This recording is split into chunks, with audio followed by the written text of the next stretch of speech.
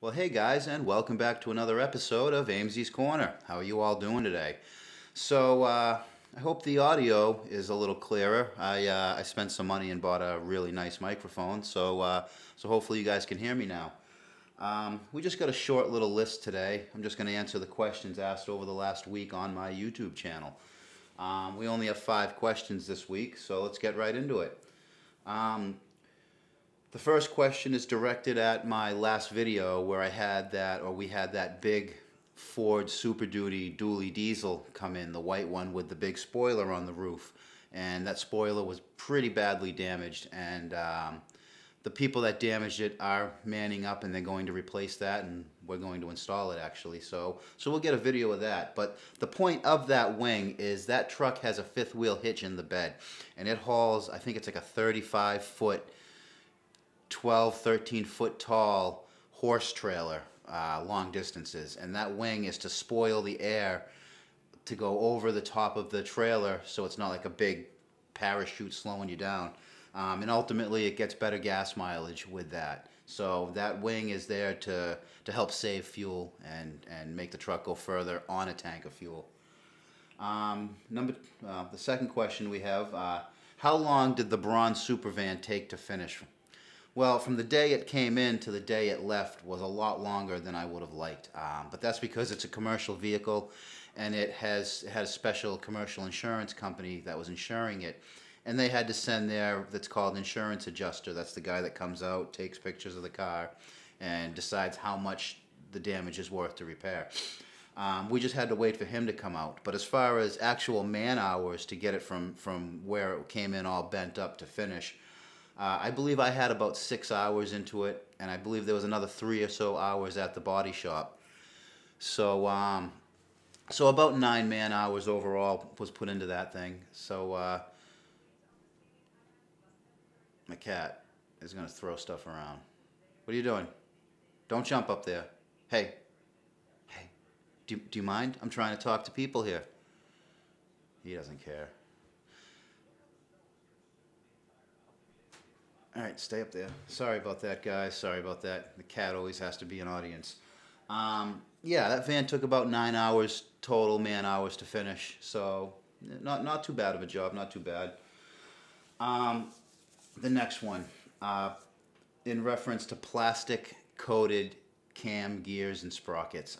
Some of the automakers will put plastic coating or a plastic cover on certain components that wear into each other just for noise, to cut down on the noise.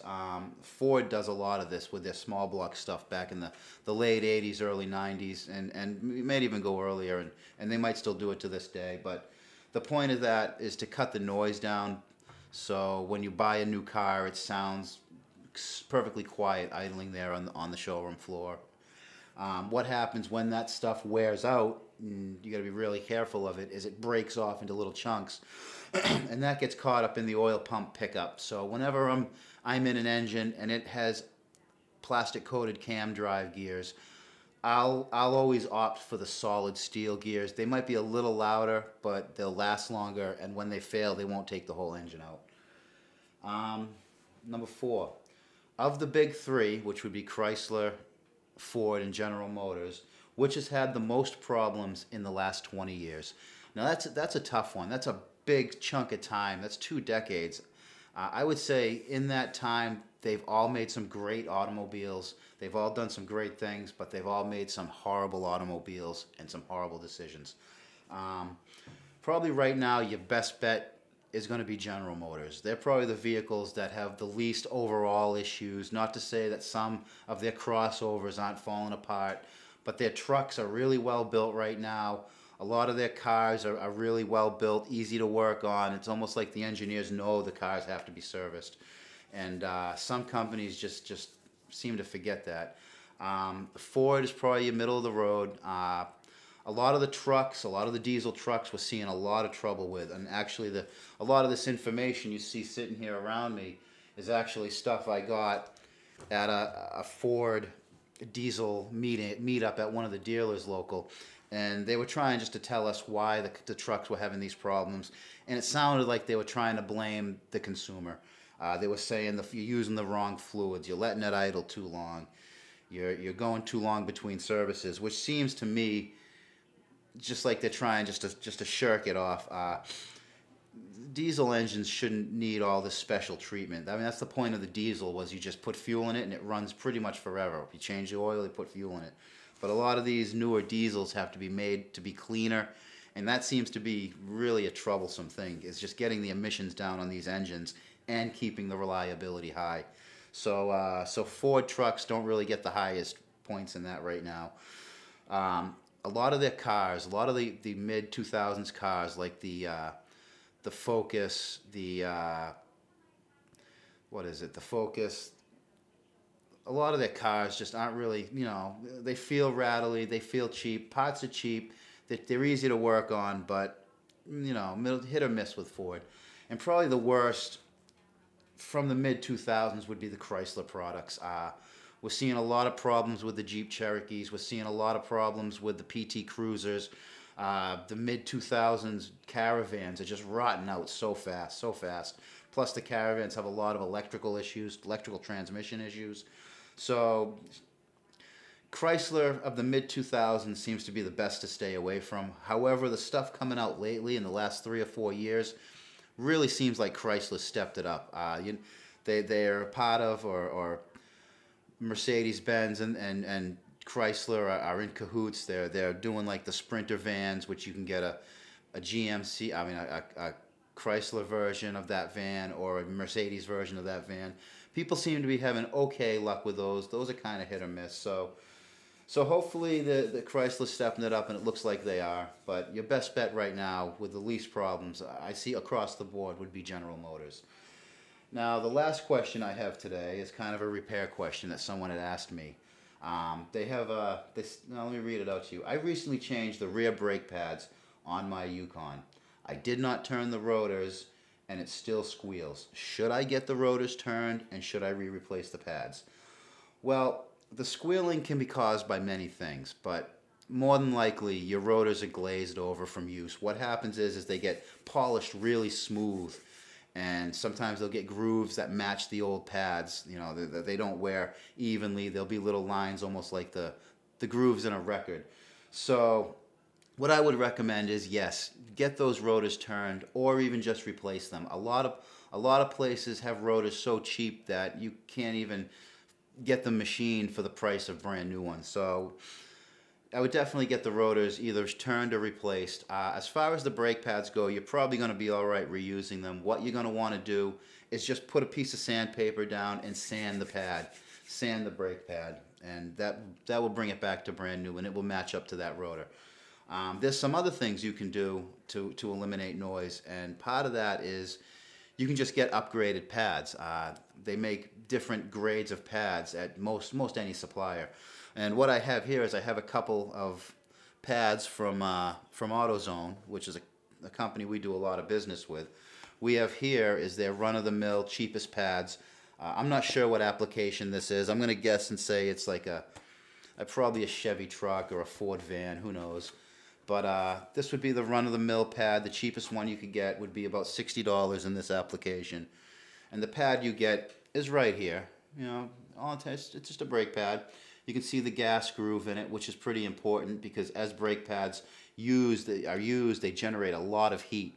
And that heat makes gases emit from the pad. There's a lot of compounds in here. And as it wears down and they heat up, gases are released. And if they're not expelled, which is what this slot is for, they will get caught under the pad and cause it to chatter, to vibrate just a tiny little bit, and that's what makes that squealing noise. Another thing that makes squealing noises is the leading edges of the pad. Say the rotor's in here spinning this way.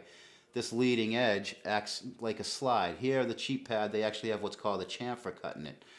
Some pads won't have that chamfer, but you can add that. And 90% of the time, 9 times out of 10, just cutting that chamfer on both pads' leading edge will eliminate the noise.